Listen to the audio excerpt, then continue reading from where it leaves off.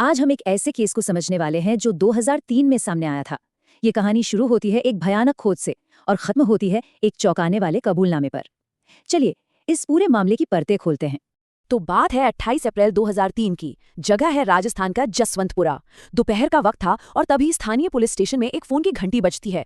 Phone करने वाला बहुत घबराया हुआ था और उसने अपना नाम भी नहीं बताया। फोन पर मिली खबर ये थी कि बनास नदी के सूखे तल पर एक पुल के खंभे के पास एक कटा हुआ सिर मिला है। पुलिस जब मौके पर पहुंची तो उन्होंने देखा कि सिर को इतनी बुरी तरह जलाया गया था कि उसकी पहचान करना लगभग नामुमकिन था।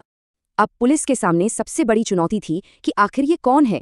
कत्ल तो हुआ था, लेकिन मारा कौन गया इसका कोई अता पता नहीं था। सिर की हालत ऐसी थी कि उसे पहचाना नहीं जा सकता था और बाकी शरीर का कोई नामो निशान नहीं था। जब पुलिस ने आसपास के इलाके को छानना शुरू किया तो जो मिला वो दिल दहला देने वाला था। पहले एक जूट की बोरी मिली, खून से सनी हुई। फिर 2 किलोमीटर दूर एक शर्ट और तकिए का कवर, वो भी खून ने लथपथ। और फिर खबर आई कि पास के कुएं में कुछ अजीब सा तैर रहा है।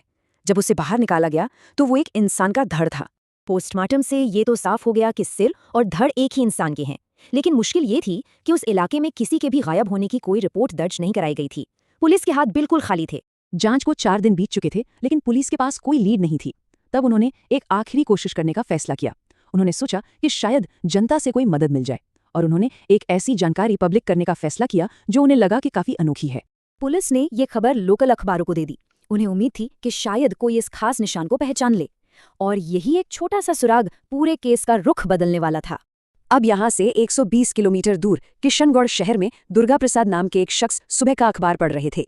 जैसे ही उन्होंने ये खबर पढ़ी, उनके होश उड़ गए। वजह, उनका बेटा भवानी शंकर शर्मा पिछले 8 दिनों से लापता था। दुर्गा प्रसाद को वो स्टील का तार याद आ गया जो सालों पहले एक एक्सीडेंट के बाद उनके बेटे के चेहरे में लगा था। वो तुरंत अपने परिवार, जिसमें उनकी बहू निधि भी शामिल थी, को लेकर पुलिस स्टेशन पहुंचे। पुलिस ने उस सर्जन से बात की जिसने बताया कि इस तरह की सर्जरी वो देश में अकेले करते हैं और राजस्थान में सिर्फ 3 लोगों की ही की है। जब बाकी 2 लोगों से संपर्क किया गया तो वो जिंदा थे। अब कोई शक नहीं था, पीड़ित की पहचान हो चुकी थी। वो थे 32 साल के बिजनेसमैन भवानी शंकर शर्मा। जैसे ही पीड़ित की पहचान हुई, शक की सुई तुरंत घरवालों की तरफ घूम गई। खासतौर पे जब पुलिस को पता चला कि भवानी और उसकी पत्नी निधि के रिश्ते ठीक नहीं चल रहे थे। पूछताछ शुरू हुई तो परिवार के लोग एक दूसरे पर इल्जाम लगाने लगे, लेकिन एक बात सबने मानी कि भवानी और निधि की शादीशुदा जिंदगी में बहुत झगड़े और परेशानियां थीं। पुलिस ने एक मनोवैज्ञानिक दांव खेला। उन्होंने निधि के भाई से उसके सामने ही सख्ती से पूछताछ शुरू कर दी। निधि पहले तो शांत बैठी, सब देखती रही, लेकिन अपने भाई को उस हालत में देखकर वो टूट गई और उसने एक ऐसा सच उगल दिया जिसे सुनकर सब हैरान रह गए। निधि ने अपना गुनाह कबूल कर लिया। उसने बताया कि उसे शक था कि उसके पति का किसी और से अफेयर है। उसे ये भी डर था कि भवानी अपनी जायदाद उसके नाम करने की बजाय अपने माता पिता को दे देगा। निधि ने हत्या की पूरी भयानक कहानी एक एक करके बताई, लेकिन इसके बाद पुलिस को एक ऐसी चीज मिली जो पीड़ित की तरफ की कहानी बयां करने वाली थी। निधि ने बताया कि 26 अप्रैल को उसने भवानी के जूस में नींद की गोलियां मिला दी। फिर उसने अपने एक साथी अशोक वैष्णव को बुलाया जो भवानी का ड्राइवर था। अशोक कुल्हाड़ी लेकर आया और बेहोश भवानी पर 10-15 बार वार किया। जब भवानी थोड़ा हिला तो निधि ने चाकू से उसका सिर धड़ से अलग कर दिया। पहचान छिपाने के लिए उन्होंने सिर को गैस पर जलाया और फिर टुकड़ों को अलग अलग जगहों पर फेंक दिया। मामले की जांच आगे बढ़ी और पुलिस ने जब घर की तलाशी ली तो उन्हें भवानी की एक पर्सनल डायरी मिली। इस डायरी ने मानो मरने वाले को अपनी कहानी सुनाने के लिए एक आवाज दे दी थी। डायरी के पन्ने भवानी की तकलीफ की गवाही दे रहे थे। उसने लिखा था कि कैसे निधि उसे धमकाती थी कि अगर उसने अपना काम बंद नहीं किया तो वो उस पर झूठा केस कर देगी। ये एक बेहद तनाव भरे रिश्ते की कहानी थी।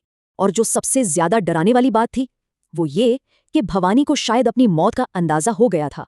उसने लिखा था, मुझे डर है कि मुझे जहर दिया जा रहा है, मेरी जुबान भी लड़खड़ाने लगी है। डायरी के आखिरी पन्नों पर सूखे हुए आंसुओं के निशान थे। ये निशान उसकी बेबसी और दर्द का एक खामोश लेकिन बहुत मजबूत सबूत बन गए। अब पुलिस के पास निधि का कबूलनामा था और सबूत के तौर पर भवानी की डायरी।